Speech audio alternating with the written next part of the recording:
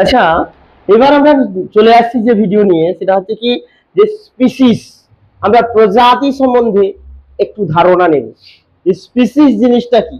তো প্রশ্ন হচ্ছে কি যে এখানে বলছি কি আমরা প্রজাতি যাকে বলছি, আমরা ধরো নর্মালি জানি না কিছু, যে প্রজাতি মানে স্যার মানুষ, গরু, ছাগল, তারপর অন্যান্য কীট পতঙ্গ রয়েছে স্যার, যারা নিজেদের মধ্যে প্রজনন ক্রিয়া সম্পন্ন করে। ছাগল তার গোষ্ঠীর মধ্যে প্রজনন ক্রিয়া সম্পন্ন করে, নিশ্চয়ই গরুর সঙ্গে ছাগলের প্রজনন হয় না। আমাদের গরু তাদের নিজস্ব পুরুষ মেল ফিমেলের মধ্যে প্রজনন ক্রিয়া হয়, মানুষ তার মেল ফিমেলের মধ্যে প্রজনন ক্রিয়া সম্পন্ন। তো প্রশ্ন হচ্ছে কি যে প্রজাতি আমরা কাকে বলছি? তাহলে স্যার এই জায়গায় বলা যেতে পারে যে ছাগল একটা প্রজাতি, গরু একটা প্রজাতি, মানুষ একটা প্রজাতি। তাহলে প্রজাতি এই কনসেপ্ট থেকে আমরা এখান থেকে যে কনসেপ্ট পেলাম যে একটা গোষ্ঠীবদ্ধ জীব যারা নিজেদের মধ্যে প্রজনন ক্রিয়া সম্পন্ন করে। তাহলে প্রজাতির সংজ্ঞা আমরা কি বলবো? তাহলে প্রজাতি হলো একটি নির্দিষ্ট গোষ্ঠীবদ্ধ জীব যারা নিজেদের মধ্যে প্রজনন ক্রিয়া সম্পন্ন করে। A group of organism is reproductively isolated from another group, অর্থাৎ একটা গোষ্ঠীর জীব অন্য গোষ্ঠী থেকে প্রজননগতভাবে পৃথক। তাহলে আমরা প্রজাতি কাকে বলছি? তাহলে প্রজাতি হচ্ছে একটা গোষ্ঠীর জীব যারা নিজেদের মধ্যে প্রজনন ক্রিয়া সম্পন্ন করে, তাদেরকে আমরা বলছি প্রজাতি। আচ্ছা, এইবারে এই সংজ্ঞাটা যে আমরা নর্মালি বললাম, এই সংজ্ঞাটার মধ্যেও যেন ন্যূনতম ভুল থেকে যায়। কেন ভুল? দেখো, তুমি টাইগার আর লায়ন মানে বাঘ আর সিংহ, এই দুজনের মধ্যে কিন্তু কি হয় জানো তো? সংকরায়ন করা যায়। মানে যদি টাইগারের শুক্রাণু আর লায়নের ডিম্বাণু নেই, তাহলে যে অপত্যটা সৃষ্টি হবে তার নাম হবে টিগলন। একটা শিশু যেমন পিতৃ পরিচয়ে বড় হয়, শুক্রাণু যেহেতু টাইগারের নিয়েছি, তাহলে পিতাকে টাইগার, টাইগারের টিক, লায়নের লন, মায়ের লন। যদি উল্টা কেস হয়, লায়ন হচ্ছে মাতা আর পিতা, মানে লায়নের শুক্রাণু নেওয়া হচ্ছে টাইগারের ডিম্বাণু, তাহলে হবে লাইগার, পিতার পরিচয় আগে চলে যাবে। এইরকম স্পেসিমেন গুলো, মানে এইরকম জীবগুলো কিন্তু আমাদের কিন্তু হাইব্রিডাইজেশনে বা সংকরায়নে এই জীবগুলোকে আমরা কিন্তু দেখতে পাই, নর্মালি পাওয়া যায়। তো তাহলে স্যার প্রজাতির ধারণায় আপনি যে প্রজাতির সংজ্ঞাটা দিয়েছেন, এই সংজ্ঞাটা তাহলে পুরাপুরি কি ঠিক? তাহলে বাঘ সিংহ একই প্রজাতি, যেহেতু এরা প্রজনন করতে পারছে। হাইব্রিডাইজেশন মানেই তো একটা প্রজনন, হাইব্রিডাইজেশন মানেই কি, সংকরায়ন মানে কি, সেটা তো একটা প্রজনন। তাহলে স্যার আমাদের সংজ্ঞা ভুল? না, ভুল নয়, একটু জায়গা চেঞ্জ করে দিলে সংজ্ঞা ঠিক হয়ে যাবে। কি? প্রজাতি হলো একটা গোষ্ঠীবদ্ধ জীব বা একটা গোষ্ঠীর অন্তর্ভুক্ত জীব যারা নিজেদের মধ্যে যৌন জনন সম্পন্ন করে। তাহলে আর ভুল নেই। কি সম্পন্ন করে? যারা নিজেদের মধ্যে কি সম্পন্ন করে? যৌন জনন সম্পন্ন করে। হয়েছে? যদি জনন কথাটা বলো, যদি একটা প্রজাতির জীব অন্য গোষ্ঠীর সঙ্গে প্রজননে লিপ্ত হয়, তাহলে তার সদস্য বা অফস্প্রিং অবশ্যই হবে কি? স্টেরাইল। স্টেরাইল মানে বন্ধা। দুটি ভিন্ন প্রজাতির জীব যদি সংকরায়নে লিপ্ত হয়, মানে জীবের শুক্রাণু ডিম্বাণুকে নিয়ে কৃত্রিম ভাবে প্রজনন করা যায়, সে জায়গায় তার অপত্যের আর প্রজনন ক্ষমতা থাকবে না। এই প্রজাতির সংজ্ঞায় এটাই বলা আছে। তুমি যদি বলো যে প্রজাতি হলো একটা গোষ্ঠীর জীব যারা নিজেদের মধ্যে প্রজনন ক্রিয়া সম্পন্ন করে, তাহলে তোমাকে যোগ করতে হবে যে যদি দুটি ভিন্ন প্রজাতির জীবের মধ্যে প্রজনন সম্পন্ন হয়, তাহলে অবশ্যই তাদের সদস্য বা অফস্প্রিং, অফস্প্রিং মানে বুঝেছো, অপত্য হবে বন্ধা প্রকৃতির, মানে ওর আর প্রজনন ক্ষমতা নেই। বোঝা গেছে না যায়নি? আর না হলে তোমাকে বলতে হবে কি, প্রজাতি হলো একটা জীবের বা গোষ্ঠীবদ্ধ জীব যারা নিজেদের মধ্যে যৌন জনন সম্পন্ন করে, আর কোনো কথা হবে না। ক্লিয়ার হয়েছে? এরপর আমরা যেটা পড়বো সেটা হচ্ছে কি উপপ্রজাতি বা সাব স্পিসিস। সাব স্পিসিস কাকে বলি? মন দিয়ে শোনো, ধরো মন দিয়ে শোনো, যে কল্পনা করো আর কি, এটা যে দুটো প্রজাতি, এটাও কুকুর প্রজাতি, একই প্রজাতির জীব আর কি, একই প্রজাতির অসংখ্য জীব কি করতো, প্রজাতির নাম কি বললাম, ডগ। তারা কি করছে, একটা বিস্তীর্ণ অঞ্চলে ছিল। তোমরা জানো এই যে পাত সংস্থান তথ্য পড়ছো না, অনেক সময় দেখা যায় দুটো পাত পরস্পরের সংস্পর্শে চলে এলে পর্বতের সৃষ্টি হয়, আবার দূরে চলে গেলে খাতের সৃষ্টি হয়, ভূগোলে পড়েছে। তো প্রশ্ন, দেখা গেল কোনো কারণে ওই বিস্তীর্ণ অঞ্চলের মাঝখানটা একটা পর্বত সৃষ্টি হয়ে গেছে, হয়েছে। এইবারে ভাবো যে এই দিকটায় যে জলবায়ু সৃষ্টি হচ্ছে, ভাবো এটা মেরু জলবায়ু, হয়েছে, আর পর্বতের এদিক থেকে সৃষ্টি হচ্ছে ভাবো ক্রান্তীয় জলবায়ু। কল্পনা করো, হয়েছে। এইবারে কিছু ডগ কোথায় চলে গেছে, মেরু অঞ্চলের দিকে, কিছু ডগ কোথায় চলে গেছে, ক্রান্তীয় অঞ্চলের দিকে। দিকে চলে গেছে মানে কি, তাই তো সেপারেট করে দিয়েছি, আর উপরে যারা ছিল খাদ্যের অভাবে এমনি মারা গেছে, ঠিক আছে। এবারে প্রশ্ন, এই ডগ গুলো যেগুলো ছিল নরমাল, এইবারে যারা মেরু অঞ্চলে থাকলো তারা দীর্ঘদিন কয়েক জেনারেশন থাকতে থাকতে থাকতে থাকতে তাদের মধ্যে কি হয়েছে, ঘন লোমের আবির্ভাব ঘটেছে। দীর্ঘদিন অভিযোজিত হতে হতে যদি ওরা বাঁচে, তাহলে ঘন লোমের আবির্ভাব ঘটবে ওই জলবায়ুর সাথে খাপ খাওয়া থেকে। একদিনে হবে না, অভিযোজন একটা long term process, is related to generation to generation, মানে কয়েকশো বছর লাগে এটা করতে। এরপর বলছি কি, যদি ক্রান্তীয় অঞ্চলে কিছু সেপারেট হয়েছে, যেগুলো সেগুলো কিরকম আছে, ধরো আমাদের লেডি কুকুর গুলো যেরকম হয়, জাস্ট লাইক লেডি, সেরকম হয়েছে, হয়েছে। তাহলে ছিল একই দেখতে, শুধু জলবায়ুর পার্থক্যের জন্য তাদের আকার আকৃতির পার্থক্য এলো। কিন্তু এই দুজনকে যদি দুটো অঞ্চল থেকে নিয়ে এসে জলবায়ু আলাদা জলবায়ু যুক্ত অঞ্চল থেকে নিয়ে এসে একই ঘরে রাখা যায়, এদের মধ্যে প্রজনন হচ্ছে, রিপ্রোডাকশন ঘটে। তাহলে যত সময় এদের মধ্যে রিপ্রোডাকশন হচ্ছে প্রমাণ পাচ্ছি, তাহলে এদেরকে আলাদা প্রজাতি বলতে পারবো না, সে আকৃতিতে আলাদা হতে পারে। বোঝা গেছে না যায়নি? তাহলে উপপ্রজাতি আমরা কাকে বলবো, একই প্রজাতির ভিন্ন আকৃতিগত বা আকৃতি যুক্ত জীবেদেরকে বলছি উপপ্রজাতি। বোঝা গেছে না যায়নি? এমনি নরমালি তুমি মনে করো, আমরা যে সাউথ আফ্রিকার প্লেয়ার গুলোকে দেখছো, বা বাদ দাও, তোমার ওয়েস্ট ইন্ডিজের যে প্লেয়ার গুলো আছে পুরো একদম কালো, আমাদের দেখো অধিকাংশ কি হয়, নয় কালো নয় ফর্সা। আবার তুমি আমেরিকা বা অন্যান্য এসে দেখবে, বা দার্জিলিং এর গুলো দেখবে বেশিরভাগ ক্ষেত্রে ফর্সা। তাহলে প্রশ্ন হচ্ছে কি, যে মানুষের মধ্যে আফ্রিকার মানুষগুলাকে দেখবো পুরো কি জেলে দেখতে হবে, বুঝতে ব্যাস, হ্যাঁ, তো টর্চ লাইট মেরে দেখতে হবে, টর্চ লাইট মেরে দেখতে হবে। তাহলে প্রশ্ন হচ্ছে কি, যে একই একই মানুষ তো একটা প্রজাতি, জলবায়ু ভেদে কাউকে দেখতে বিভিন্ন বিভিন্নতা দেখা যাচ্ছে, দেখার মধ্যে, গায়ের বর্ণের মধ্যে, আকার আকৃতির মধ্যে, হাইটের মধ্যে পার্থক্য লক্ষ্য করা যাচ্ছে। কেন কেন একই প্রজাতির মধ্যে এত পার্থক্য কেন? কিসের জন্য? ডিউ টু কিসের জন্য? জিওগ্রাফিক্যাল আইসোলেশন, তাদের কিসের? জলবায়ুর পার্থক্যের জন্য। এবারে তাহলে সংজ্ঞাটায় আসি, তাহলে বলবো কি, যে একই প্রজাতির জলবায়ুগত পার্থক্যের কারণে জীবেদের মধ্যে কি হয়, আকার আকৃতিগত পার্থক্য লক্ষ্য করা যায়।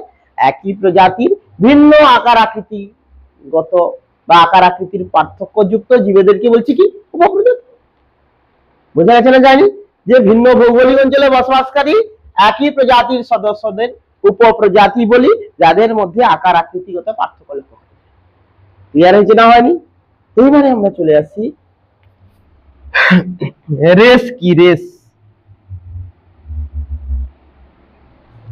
মন দেশে। আচ্ছা আচ্ছা, আরো একটু ভালো করে বলে দিলে হয়ে যায়। তোমরা এটা আরেকবার বলছি, বাংলা ভাষা, হ্যাঁ পড়েছো না? হ্যাঁ কি না? উপভাষা তোমাদের আছে, রাঢ়ী, বঙ্গালী, কামরূপী, তারপরে কি সব আগে পড়েছি ভুলে গেছি, বুঝছে। এই যে বিভিন্ন ভাষাগুলো আছে, ৫টা না ৬টা উপভাষা আছে, হ্যাঁ। তো এই যে উপভাষা, কেউ কেউ বলছে কি খাইটি যাইটি, কেউ বলছে খাবো যাবো, কেউ বলছে খাইবা যাইবা। তাহলে বাংলা ভাষা, কিন্তু অঞ্চল ভেদে তাদের মধ্যে ডিফারেন্স, তাহলে সেটাকে উপভাষা বলছি। তাহলে প্রজাতির মধ্যে যদি আকার আকৃতিগত পার্থক্য আছে, কিসের জন্য? কি ভেদে? ভৌগোলিক পার্থক্য ভেদে, জলবায়ু ভেদে, উপপ্রজাতি। ক্লিয়ার হয়েছে? এইবারে তাহলে রেস কাকে বলবো, মন দিয়ে শুনবে। আচ্ছা, উপপ্রজাতির যে সদস্য একটা ভিন্ন ভৌগোলিক অঞ্চলে আসার জন্য তারা তো ওই জায়গায় খাপ খাইয়ে নিয়েছে, মানে অ্যাডাপটিভ, হ্যাঁ কি না? যদি খাপ খাওয়াতে না পারতো, সবগুলাই ভোগে যেত, একটাও কিন্তু বাঁচতো না। তাহলে এরা বাঁচছে তো, হ্যাঁ কি না? তাহলে এই প্রাণীটা যখন ছিল হালকা লোমওয়ালা, এ কেন প্রচুর লোমওয়ালা হলো? ওই জায়গায় সে অ্যাডাপ্টেড বা খাপ খাইয়ে নিয়েছে কয়েকশো বছর থাকতে থাকতে। বোঝা গেছে না যায়নি? তো তাহলে উপপ্রজাতি কিন্তু অ্যাডাপটিভ, মানে অভিযোজন ক্ষমতা রয়েছে।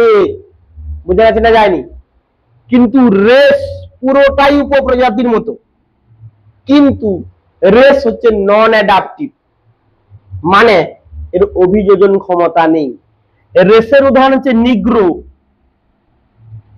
মঙ্গোলয়েড।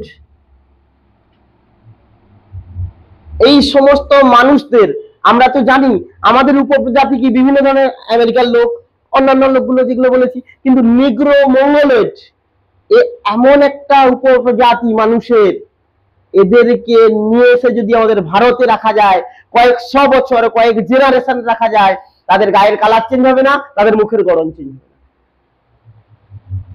একেই বলছি রেস। তাহলে race differ their subspecies with non adaptive features, মানে সাবস্পিসিসের সংজ্ঞাও যা, রেসের সংজ্ঞাও তা। সাবস্পিসিস হচ্ছে কি? অভিযোজন ক্ষমতা রয়েছে, রেসের কোনো অভিযোজন ক্ষমতা নেই। বোঝা গেছে না যায়নি? ক্লিয়ার হয়েছে? এর উদাহরণ হচ্ছে কি? নিগ্রো, মঙ্গোলয়েড। এদের যদি কয়েকশো বছর কয়েকজনকে রেখে তাদের জেনারেশনকে এই ভারতে পালিত করা হয়, কয়েকশো বছর রাখলেও তাদের গায়ের কালার, মুখের গড়ন কোনোটাই চেঞ্জ হবে, নন অ্যাডাপটিভ, অ্যাডাপ্টেশন নেই। একে মেরু অঞ্চলে রাখতে চেঞ্জ হলো কেন? অ্যাডাপটিভ বলে, অভিযোজন হয়েছে বলে। তাহলে এটা যদি উপপ্রজাতি হয় তাহলে অ্যাডাপটিভ। রেস ভাবো, আফ্রিকা থেকে নিয়ে এসে ভারতে রাখা হয়েছে, অন্য জলবায়ু, কয়েক জেনারেশন, সে মরে গেছে, তার জেনারেশনে যতজন হচ্ছে তাদের ধরো কয়েকটা গোষ্ঠীকে নিয়ে আসা হয়েছে, তার কলোনি হয়ে গেল। এখন দেখা যাবে যে 100-200 বছরে কলোনি ভর্তি হয়ে গেছে, ভারতের অর্ধেকটা চেপে দিয়েছে বা পশ্চিমবঙ্গের হাফটা চেপে দিয়েছে, তবুও তার গায়ের কালার, মুখের গঠন পুরোটাই চেঞ্জ হবে। That means non adaptive.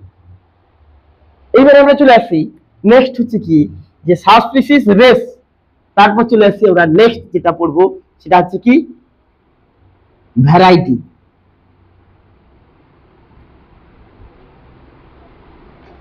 Variety মানে কি? এটা নিজেরা পারবে। এই পুরোটাই কিন্তু এই সাবস্পিসিসের মতো। সাবস্পিসিস জলবায়ু ভেদে পার্থক্য হয়, একই প্রজাতির জীব, জলবায়ু ভেদে আকৃতিগত পার্থক্য। আচ্ছা, ভ্যারাইটি ভাবো তো, ভ্যারাইটি একই প্রজাতির জীব,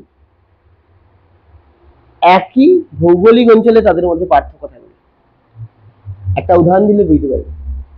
ধান, ধান চাষ দেখো, একটা বিস্তীর্ণ মাঠে ধান চাষ হয়েছে, কারোর শঙ্কর চাষ করছে, কারোর দেখা যাচ্ছে মাসুরি মোটা, কারোর আর-36, মানে বিভিন্ন ধরনের ধান চাষ কিন্তু হচ্ছে। ওই বিভিন্ন ধরনের ধান চাষ একটা একই জায়গায় একই জলবায়ুতে চাষ করা হয়। একই জলবায়ুতে একই প্রজাতির মধ্যে ভিন্নতাকে কি বলি? ভ্যারাইটি। ভিন্ন জলবায়ুতে একই প্রজাতির জীবের মধ্যে ভ্যারাইটি, একে পার্থক্যকে বলছি কি?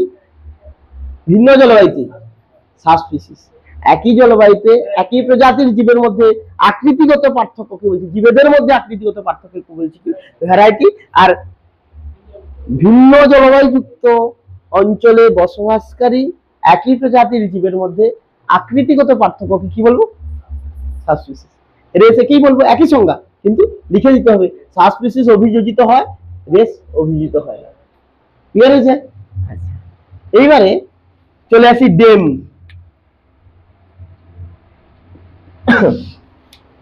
ডেম মানে কি জানতো? এটা অল্প জায়গায়, এটা বসতির অল্প জায়গায় কিছু সদস্য রয়েছে, তারা নিজেদের মধ্যে প্রজনন ক্রিয়া সম্পন্ন করে, মানে আন্তঃপ্রজননশীল লোকাল পপুলেশন কে বলছি কি? ডেম। ধরো তোমার বিস্তীর্ণ অঞ্চলের মধ্যে ধরো একটা গোষ্ঠী আছে, সেই গোষ্ঠীটার ছোট একটা পাড়া আছে, তাদের মধ্যে জনসংখ্যা, তাদের মধ্যেই প্রজনন সম্পন্ন হয়, তারাই একটা এর মধ্যে সীমাবদ্ধ, একটা অল্প জায়গার মধ্যে সীমাবদ্ধ, তাকে বলছি কি? ডেম। হয়ে যায়, কেউ ডিমও বলে, কিন্তু ডয়গার মো। হয়েছে। এইবারে আমরা নেক্সট আসবো, যেটা ওখানে কথা বললে কিন্তু পুরোটা উঠছে। নেক্সট আসবো যেটা, সেটা হচ্ছে কি আমরা যে ট্যাক্সোনমিক হায়ারার্কি। 10 থেকে 15 মিনিটে হয়ে যাবে। ট্যাক্সোনমিক হায়ারার্কি কি, মন দিয়ে শোনো। ট্যাক্সোনমিক হায়ারার্কি মানে প্রশ্ন হচ্ছে কি, কোন জীবের আমরা শ্রেণী বিন্যাস করব। কি করব? শ্রেণী বিন্যাস। শ্রেণী বিন্যাস মানে কি, একটা জীবকে একটা নির্দিষ্ট গোষ্ঠীভুক্ত করাকে বলছি, আগে পড়েছি আমরা ক্লাসে, শ্রেণী বিন্যাস বলি। কোন জীবের শ্রেণী বিন্যাস করতে গেলে আমাদের কিছু একক লাগবে। একটু বোঝার চেষ্টা করো, তাহলে তোমরা বুঝতে পেরে যাবে। ধরো তন্ময়, ধরো তন্ময়ের বাড়ি হচ্ছে কোথায়, ধরো কোথায়, ধরো এমনি ভেবে নাও, তোমাদেরটা বলো না, তোমাদের বলো যে কলাবেড়িয়া।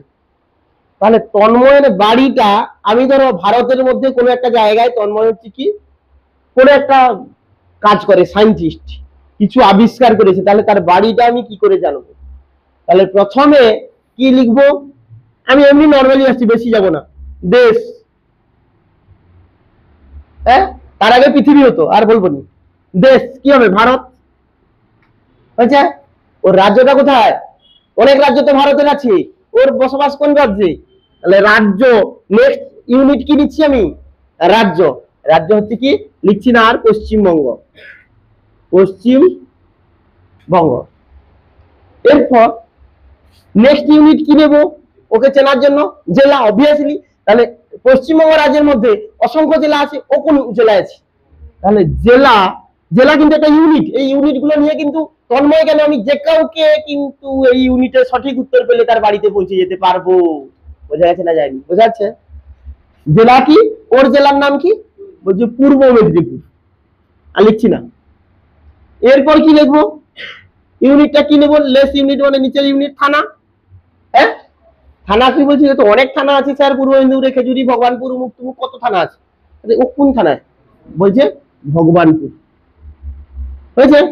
তারপরে আসছে কি, যে তারপরে থানা থেকে নিচে কি আসবে? পোস্ট নাকি?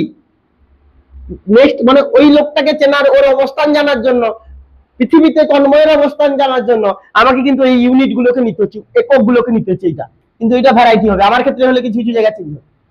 বোঝা যাচ্ছে না জানি? আসছি। পোস্ট কি হবে বলো? তোমাদের পোস্টের নাম কি? কি? বড়াইবার। আচ্ছা, লিখে দিচ্ছি। তারপর কি আসবো? গ্রাম। হ্যাঁ, বড়াইবাড়ির আন্ডারে তো 4-5টা মিনিমাম গ্রাম আছে, তাহলে গ্রাম চলে আসবে। গ্রাম কি সেম, কারণ একই থাকতে পারে। আচ্ছা হোক, বড়াইবার। তারপরে চলে আসবো কি, এবারে গ্রামের কোন পাড়ায়, পূর্ব পাড়া না পশ্চিম পাড়া না উত্তর পাড়া না দক্ষিণ পাড়া? তাহলে চলে আসছি কি, পাড়া। ওটা ধরে নিলেই চলে আসবো কি, ধরো দক্ষিণ পাড়া। ঠিক আছে। তাহলে দক্ষিণ পাড়ায় এসে বলবো এবার কি, তার বাবার নাম কি বললেই তোমার বাড়িতে পৌঁছে যাবো। বোঝা যাচ্ছে না? সারা পৃথিবীতে তোমাকে চেনা যাচ্ছে এই কয়েকটা ইউনিট ব্যবহার করে, কিন্তু তোমার বাড়িকে চেনা যাচ্ছে, তোমার লোকেশন চেনা যাচ্ছে, হ্যাঁ কি না? সেই রকম প্রাণী জগতে বা শ্রেণীবিন্যাস করতে গেলে, শ্রেণীবিন্যাস মানে একটা প্রাণীকে একটা গোষ্ঠীভুক্ত করবে, কার কোন গোষ্ঠীতে করবে সেটা। কোন জীবের শ্রেণীবিন্যাস করতে গেলে তোমায় কি লাগছে? রাজ্য, পর্ব, শ্রেণী, বর্গ, গোত্রগণ, প্রজাতি, এই ইউনিট গুলো কিন্তু, এই একক গুলো কিন্তু তোমার লাগছে। যেমন তন্ময়ের বাড়ি জানতে গিয়ে এই একক গুলো লাগছিল আমার। তন্ময় কেন, আমি যদি স্নেহার বাড়ি জানতে যাই, এই একক গুলো হবে, হয়তো কয়েকটা জায়গায় চেঞ্জ হবে। কথাটা বোঝা গেছে? যদি সৌগতের বাড়ি জানতে যাই, দেখা যাবে যে এই একক গুলো আছে, কিন্তু একক একই, এই পজিশন গুলো চেঞ্জ হবে, শুধু ক্যাটাগরি গুলো চেঞ্জ হবে। বোঝা গেছে না যায়নি?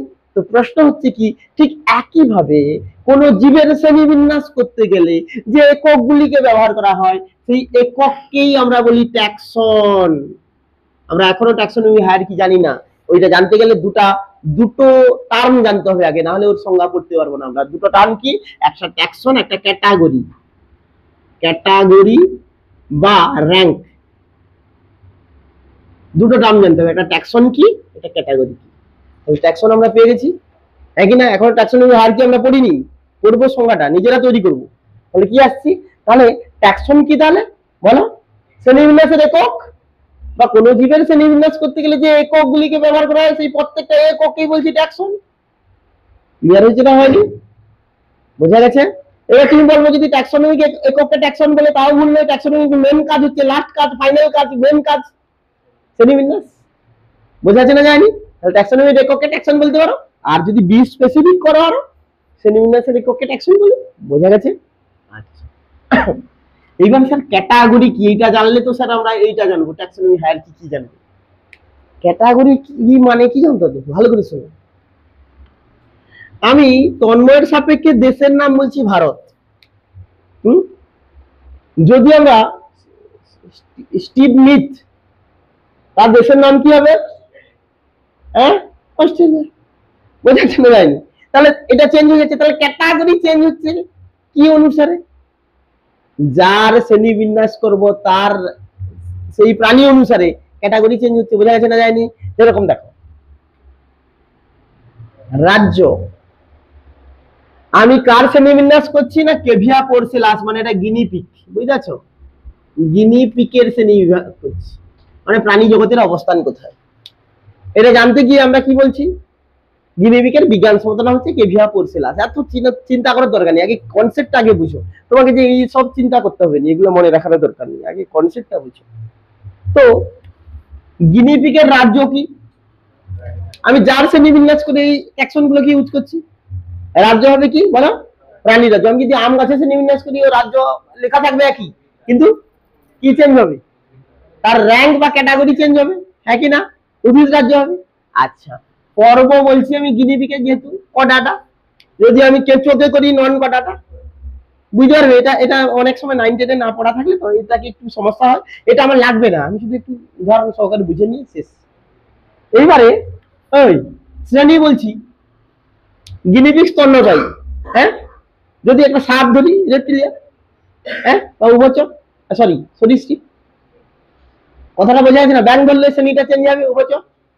তাহলে প্রশ্ন ভালো করে এবারে বোঝার চেষ্টা করো, কোন জীবের শ্রেণী বিন্যাসের প্রতিটি ট্যাক্সনের প্রকৃত অবস্থানকে বলছি ক্যাটাগরি। যদি মানুষের শ্রেণীবিন্যাস বা গিনিপিগের করি, এই রাজ্য ট্যাক্সনের অবস্থান হবে প্রাণী রাজ্য। যদি আম গাছের করি, রাজ্য ট্যাক্সনের অবস্থান হবে উদ্ভিদ রাজ্য। বোঝা গেছে না যায়নি? তাহলে এই ট্যাক্সোনমির একককে বলছি ট্যাক্সন, বা শ্রেণীবিন্যাসের একককে বলছি ট্যাক্সন। শ্রেণীবিন্যাসের কোন জীবের, যে কোন একটা জীবের শ্রেণীবিন্যাস করতে গেলে প্রত্যেকটা ট্যাক্সনের প্রকৃত অবস্থানকে বলছি কি ক্যাটাগরি বা র্যাঙ্ক। বোঝা গেছে না যায়নি? তাহলে এইবারে চলে আসি, তাহলে তাহলে কি, তাহলে দেখো রাজ্য ট্যাক্সনের র্যাঙ্ক কি, প্রাণী রাজ্য। কার কার রাজ্য, কার শ্রেণীবিন্যাসের রাজ্য ট্যাক্সনের? গিনিপিগের শ্রেণীবিন্যাসের রাজ্য ট্যাক্সনের, হ্যাঁ কিনা? গিনিপিগের শ্রেণীবিন্যাসের রাজ্য ট্যাক্সনের অবস্থান কোথায়? প্রাণী রাজ্য। আম গাছের শ্রেণীবিন্যাসের রাজ্য ট্যাক্সনের অবস্থান কোথায়? উদ্ভিদ রাজ্য। বোঝা গেছে না যায়নি? এবারে পর্ব, ধরো গিনিপিগের শ্রেণীবিন্যাসের প্রাণী রাজ্য মানে পর্বের, পর্ব নামক ট্যাক্সনের অবস্থান কোথায়? কটাটা। যদি কেঁচোর করতাম নন কটাটা বা মেরুদণ্ডী। বোঝা যাচ্ছে না যায়নি? ছেড়ে দাও। তাহলে প্রত্যেকটা, এটা যদি ট্যাক্সন হয় তাহলে এটা তার ক্যাটাগরি, এটা বর্গ যদি ট্যাক্সন হয় তাহলে গিনিপিগের শ্রেণীবিন্যাসের এটা হচ্ছে ক্যাটাগরি, বর্গের ক্যাটাগরি বা র্যাঙ্ক। বোঝা যাচ্ছে না যায়নি? ক্লিয়ার হয়েছে না হয়নি? গোত্র, তাহলে এইবারে বুঝে নাও ট্যাক্সোনমি হায়ারার্কি কি। কোন জীবের শ্রেণীবিন্যাসের ট্যাক্সন গুলিকে, এগুলো ট্যাক্সন, তাদের র্যাঙ্ক বা ক্যাটাগরি অনুসারে সাজালে যে গঠন পাবো তাকেই বলছি ট্যাক্সোনমিক হায়ারার্কি।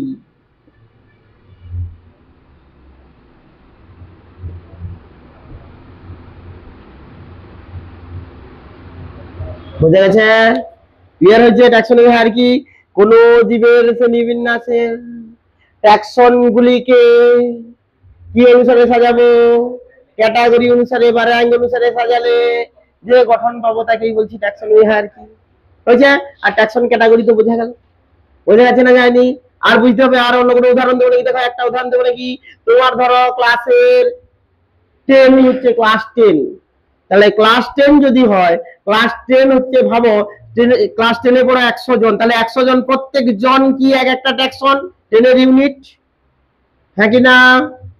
এইবারে তোমাদেরকে তো অ্যাটেন্ডেন্স করতে হবে, তাহলে আমরা প্রথমে যাচ্ছি, ধরো অমুক প্রথম নাম ধরো Amit, roll number 1, second Tanmoy, roll number 2, এইভাবে সাজাচ্ছি।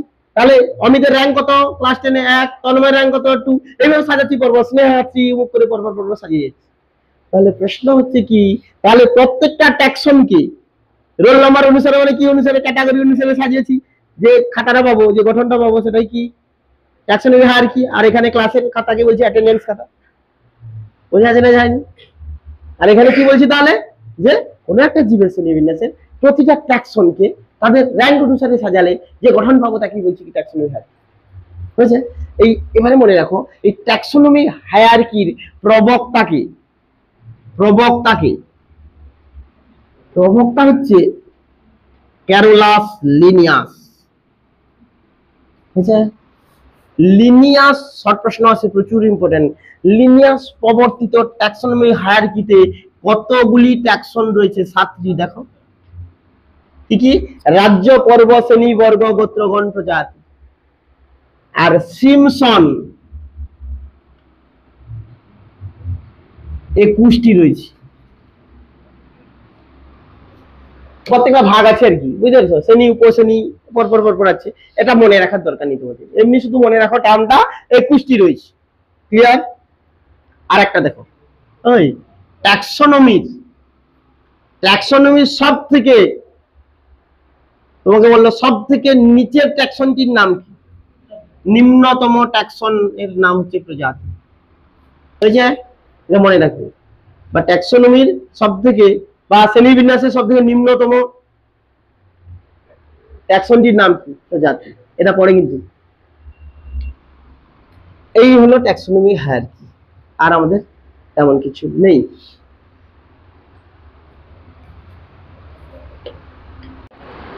এরপর আমরা চলে আসি ক্লাসিফিকেশন যেটা আছে, বা শ্রেণীবিন্যাসের টাইপ অফ ক্লাসিফিকেশন। ক্লাসিফিকেশনকে আমরা নরমালি 3টা ভাগে ভাগ করবো। একটা আর্টিফিশিয়াল সিস্টেম বা কৃত্রিম ক্লাসিফিকেশন, ন্যাচারাল সিস্টেম বা প্রাকৃতিক ক্লাসিফিকেশন, আর ফাইলোজেনেটিক সিস্টেম বা জাতিজনীগত ক্লাসিফিকেশন। আমরা মন দিয়ে শুনবে, আগে দেখো, আগে আমরা যেটা পড়বো ন্যাচারাল সিস্টেম ক্লাসিফিকেশন। মন দিয়ে শুনবে। এই সিস্টেমের মেন বক্তব্য হচ্ছে কি, নেচারে একটা উদ্ভিদ বা প্রাণীর যে সমস্ত বৈশিষ্ট্যগুলো দেখা যাচ্ছে নরমালি, ভিজিবল ক্যারেক্টার, সমস্ত ক্যারেক্টারের উপর ভিত্তি করে ওর ক্লাসিফিকেশন করে। মানে বুঝতে পেরেছো কি বলছি? মানে ধরো তোমাদেরকে প্রথম ক্লাসে বলেছিলাম, এই যে প্রাণীটা আছে এর সঙ্গে একে যে রেপটিলিয়াতে ফেলবো, রেপটিলিয়ার সমস্ত ক্যারেক্টারের সঙ্গে এই প্রাণীটার যত ক্যারেক্টার আছে সবার সাথে রেপটিলিয়ার পুরো ক্যারেক্টার মিল করবো। যদি মিল হয় তবে এর আন্ডারে পড়বে। সাপের মতো দেখতে যে প্রাণীটা আগে বলেছিলাম, ধরো এটা একটা আননোন প্রাণী, এর রেপটিলিয়ার আন্ডারে ধরো ক্লাসিফিকেশন। এখানে আমাদের নরমালি অ্যামফিবিয়াও আছে, রেপটিলিয়াও আছে, অ্যাভিসও আছে, ম্যামেলিয়াও আছে। একে কার আন্ডারে ফেলব? অ্যামফিবিয়া না রেপটিলিয়া না অ্যাভিস না ম্যামেলিয়া? দেখছি যে এর সঙ্গে রেপটিলিয়ার মিল আছে, তাহলে রেপটিলিয়ার আন্ডারে ফেলব। এটাই তো ক্লাসিফিকেশন। কিন্তু এই যে আন্ডারে ফেলাটা, কোন জীবকে গোষ্ঠীভুক্ত করাটা, এটাও 3টা ভাবে হয়ে থাকে।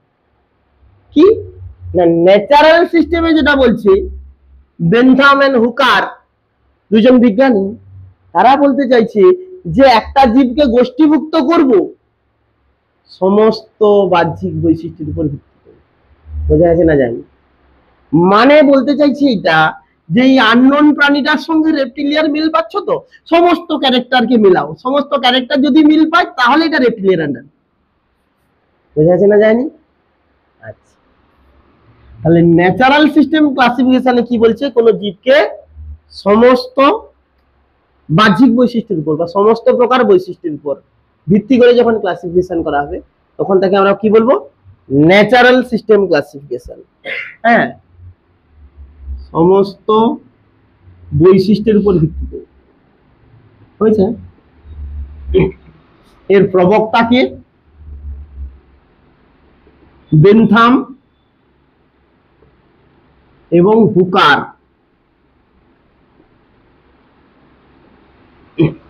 হয়েছে? এই দুজন বিজ্ঞানীর গল্প আছে, দরকার নেই। একজন ঘর কুড়ে একদম মাইক্রোস্কোপ নিয়ে সবসময় বসে থাকে, আর একজন ভ্রমণ পিপাসু। ভ্রমণে এটা প্ল্যান্ট প্ল্যান্ট ট্যাক্সোনমিস্ট আর কি। ভ্রমণ পিপাসু একজন ভ্রমণ করে চারদিকে এদিক ওদিক থেকে গাছ সংগ্রহ করে নিয়ে এলো, আর একজন মাইক্রোস্কোপে দেখবে। দুজনের দুদিকে রোল। তো এরপর আমরা চলে আসি আর্টিফিশিয়াল সিস্টেম। এই আর্টিফিশিয়াল সিস্টেমের প্রবক্তাকে, এই আর্টিফিশিয়াল সিস্টেমের প্রবক্তা হচ্ছে থিওফ্রাস্টাস, যাকে বলা হয় father of plant botany, plant taxonomy. Theophrastus, Theophrastus হয়েছে। এই থিওফ্রাস্টাস হচ্ছে কি আর্টিফিশিয়াল সিস্টেমের ক্লাসিফিকেশনের প্রবক্তা।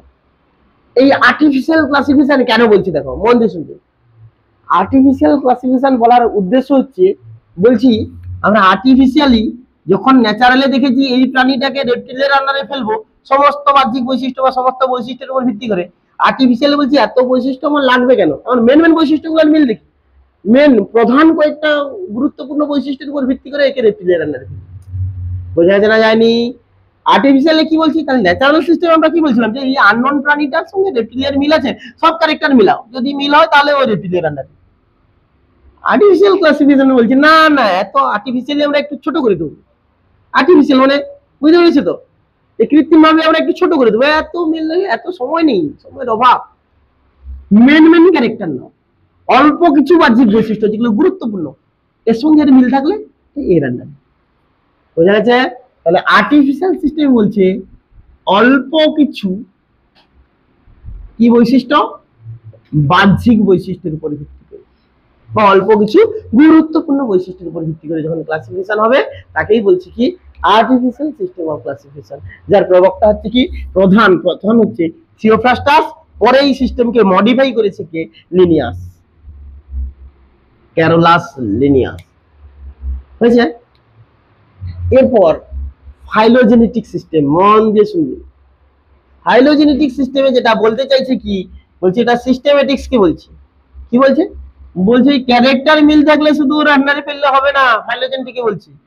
বলছে তুমি এর সঙ্গে এর বিবর্তনের ধারা দেখো, এ আর রেপ্টিলিয়া, রেপ্টিলিয়া পর্বের প্রাণী আর এই আননোন প্রাণীটাকে যে রেপ্টিলিয়া বলছো, রেপ্টিলিয়ার আন্ডারে এই আননোন প্রাণীটার বিবর্তন আর রেপ্টিলিয়ার বিবর্তন দেখো, যদি কমন অ্যানসিস্টর আছে কিনা, তাদের একই পূর্বপুরুষ থেকে তারা উৎপত্তি কিনা। বিবর্তনের ধারা অনুসারে যখন আমরা শ্রেণীবিন্যাস করব তখন তাকে বলছি কি বলো, ফাইলোজেনেটিক ক্লাসিফিকেশন। মানে এখানে বাহ্যিক বৈশিষ্ট্যের সাথে সাথে কাকে দেখা হবে, মূলত বিবর্তনের ধারা। বুঝছে? এটা হচ্ছে ফাইলোজেনেটিক সিস্টেম অফ ক্লাসিফিকেশন বা ইভলিউশনারি হিস্ট্রি। ফাইলোজেনি মানেই তাদের কি হচ্ছে বিবর্তনের ধারা। বুঝা যাচ্ছে?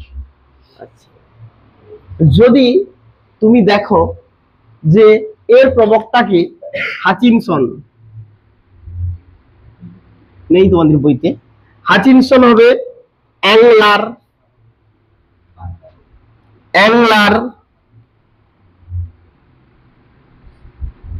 আরো আছে বিজ্ঞানীর নাম মনে রাখবে।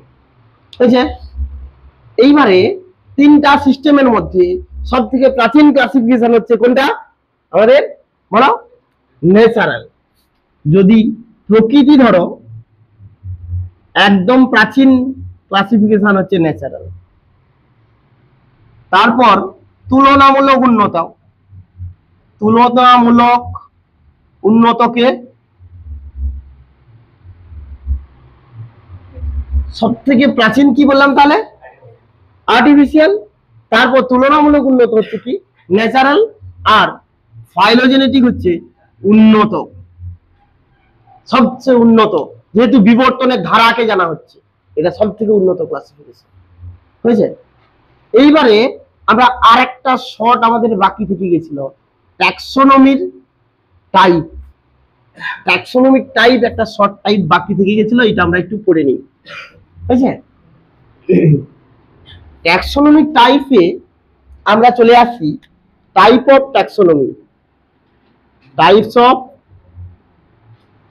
ট্যাক্সোনমি। মূলত যে তিনটা টাইপ, এটা তোমার সিলেবাসে সেরকম নেই, একটু পড়ে রাখো, বইতে আছে। একটা আলফা ট্যাক্সোনমি, একটা বিটা ট্যাক্সোনমি, একটা হচ্ছে গামা ট্যাক্সোনমি। আর ওমেগা টোমেগা দরকার নেই তোমার, বুঝতে পেরেছো?